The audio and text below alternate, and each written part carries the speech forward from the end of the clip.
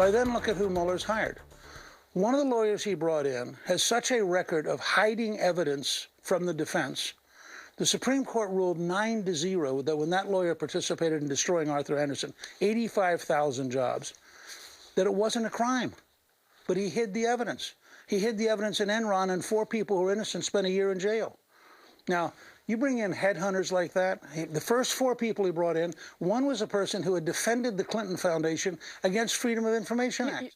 You wonder why the president's getting concerned and people around him are alarmed. Meanwhile, does Newt Gingrich really have a point legally? Joining us right now to weigh in is Harvard Law professor, defense attorney, and lifelong Democrat Alan Dershowitz. Mr. Dershowitz, welcome back. Does Newt Gingrich have a point? He has a point. I think when you have a political prosecution of a sitting president being generated by Democrats, you have to be Caesar's wife. You have to make sure that everybody on that team is neutral, objective, and has a completely clear record. You should not have anybody on that team who made a $1 contribution to the other side. It should be completely neutral. Look, President Trump understood that when he said essentially to Senator Lieberman that maybe he wasn't suited at this time to be head of the FBI because he was a politician, although I think he would have been very well suited. I think he's an extraordinary guy. But you have to, in a partisan atmosphere like this, you have to be so careful not to give the other side the ability to claim prejudice, and I think they have given the other side the ability to claim prejudice in this context. For example, look at Andrew Weissman. He might be the greatest guy in the world, but in 2006, he gave $2,000 to the DNC. In 2008, $2,300 to President Obama. James Quarles, 2008, $3,300 to President Obama. In 2015, Chuck Schumer got $1,500. Hillary Clinton, almost $3,000. And Jeannie Rhee, in 2008, $2,300. Hillary Clinton, $2,700. And she got another $2,700 in 2016. So, like you said, Caesar's wife reference, I get it. But in the big picture, when it comes to law, I worry about Robert Mueller and James Comey, already been through the fire together. And you know the animus that Comey has, he made it clear he thinks the president's a liar. How can Robert Mueller, Bronze Star and all, sterling reputation as well, honestly be dispassionate?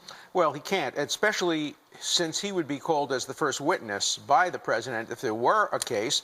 Having him testify in front of Congress, the president had the right to fire him. The president had the right to make him stop the investigation. The other witness for the president, of course, would be Rothstein, who wrote the memo saying you should fire Comey. So this is becoming very political when you have the Justice Department itself being on both sides, prosecuting the president possibly, and also serving as defense witnesses for the president. This is just becoming too political on both sides. Now you have Republicans saying, lock her up. Let's put the former Attorney General Lynch in jail. We got to stop this. We have to stop criminalizing political differences. The criminal law should be reserved for obvious violations of the criminal law that exists, not for making political points against your political enemies on both sides. And I hear you, so that really follows up my next topic, is if they call Loretta Lynch to find out what was in this alleged memo to James Comey that forced him in front of center stage to say Hillary Clinton did all these bad things, but I will not recommend prosecution. People still scratch their head on that. Now Republicans are saying, I want to get to the bottom of that.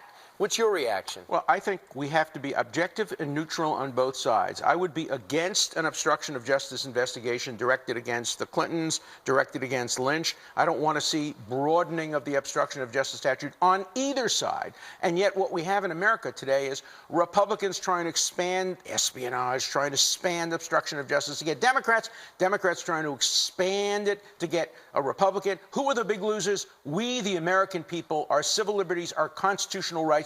The first victim of partisanship is often civil liberties and constitutional rights. And you can see how the anger is so great it can result when unhinged people end up shooting at congressmen who just want to practice baseball. I believe it's somehow related. This is getting so out of control, especially when you even have anti-Trumpers like David Brooks of the New York Times say, there doesn't seem to be any collusion here. We're going around in circles. Well, I'll tell you a fascinating story. Just before Rabin was assassinated many years ago, he came to see me. He wanted to meet with me to talk about how the atmosphere in Israel, in which everybody was pointing fingers at everybody else, could result in violence. And look what happened. The Prime Minister of Israel gets assassinated by an extremist who doesn't like the fact that he's trying to make peace. Words count. Words matter. And Right. people can be influenced by words on both sides. It's always great to get your perspective, Professor. Thanks so much. Thank you.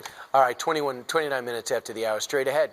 From Tim Cook to Jeff Bezos, all the Silicon Valley big shots headed to the White House today. What could possibly go wrong? Chris Liddell, the former Microsoft CEO.